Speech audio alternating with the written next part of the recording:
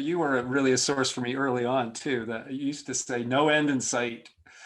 There's no one of Seven Tools. Your Seven Tools book, I Yeah, think, was yeah, one of the early ones, and it was like no end in sight. What does she mean by that? yeah, yeah. I was really fascinated. Well, and the way we crossed paths was with Plexus, I Yeah. think. It seems to me maybe we met at a Plexus conference in LA or something, maybe I New think it was York. the Mayo. The one I really remember Oh, was in the Mayo. Mayo Institute. So I got recruited with for Plexus. Plexus was a little bit of an outgrowth of the Chaos Network. Chaos Network ended, right, at some point. Yeah, it was Mark Michael's work, and Uh-huh. it kind of there were many shared members, but I don't know institutionally that it was ever connected. But Yeah. they both emerged at about the same time, but they never merged. Yeah, But those groups, that the interesting part about that was everybody was exploring from a different domain, and they all, not everybody had a practice, but they were equally, they couldn't let go. The theory was strong in each person, and it was a very heady time. I've always felt bad when I share references, like who really has made a difference. All mine are like 90s, late 80s, 90s, and then about 2000, it's dribbles off, yeah. and I'm not sure if I'm not paying attention, or those were the people that really made a difference, for So me. this is a question, Keith, that I've been carrying over the last couple of years. Um, I have dabbled in things contemporary as they come out, and it's all rehashing and reheating and nothing really new. And so I thought, well, maybe it's just my bias and that I should ask and see and look more deeply. And so I began to ask people in the sciences what new, like what's on the edge of the scientific front.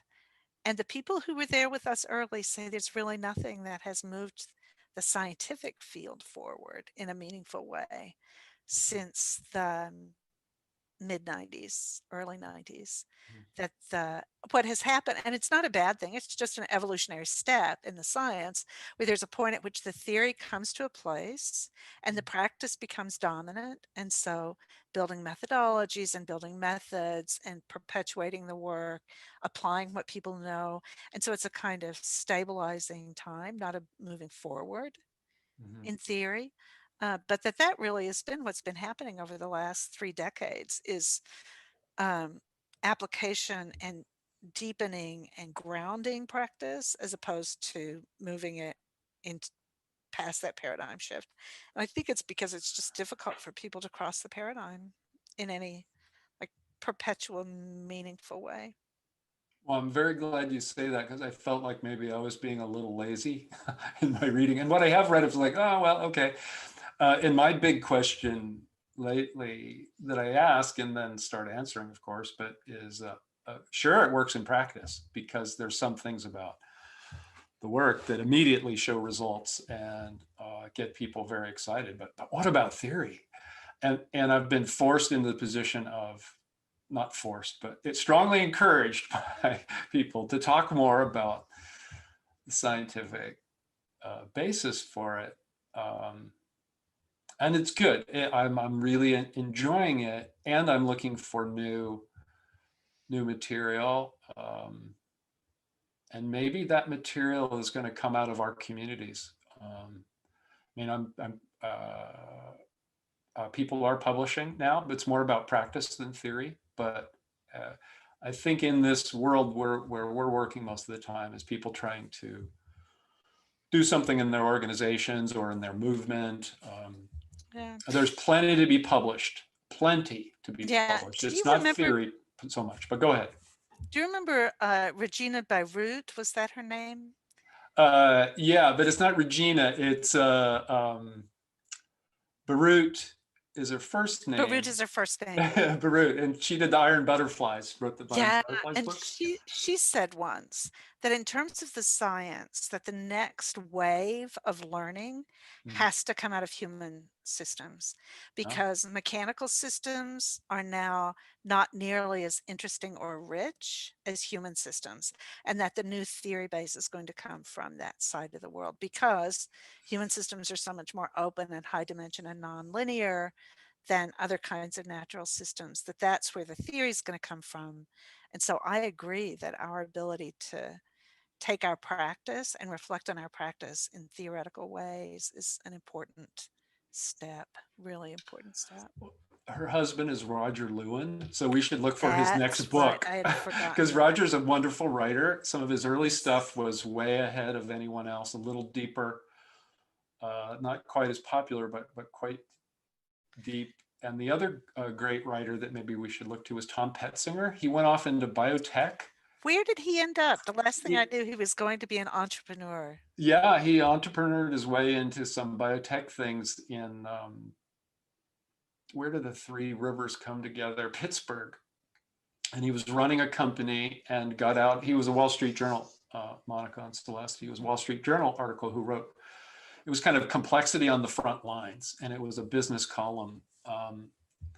But he was full on complexity inspired and thoughtful and a great writer. So we have writers, but they haven't, those two I would look to for new work. Yeah. Well, and it was interesting when Lewin's first book came out called Complexity. There was another book named Complexity that came out the same time from Waldrop. Yeah. And Waldrop's history and theory came from the physics side of the world and mathematics, and Lewin's perspective came from the biological world. Mhm. And so those two patterns, I think that distinction has lain underneath the work in complexity and complexity applications all along. We don't very often make it explicit, but I think it's a difference that you can really see between people like Talib, and Brenda Zimmerman was very much biologically oriented. Mhm. Um, Dooley was much more mechanical engineering and thermodynamics oriented. And so the two different kinds of sciences have really Yeah. um, led to different strands of the work all along. And I think Meg Wheatley's early on was more physics based, but yeah, it definitely made a difference in who followed and the kinds of things that they generated. But I Yeah. know in my work, people really do, they're deeply attracted to the ecocycle, which comes right from ecologists, panarchy, the system embedded in system, ecocycles on top of each other all the way up. And those are uh, there's real depth there for people. They can keep working with that. And it's fundamentally changing how they do their work if they bring the ecocycle into their everyday activities.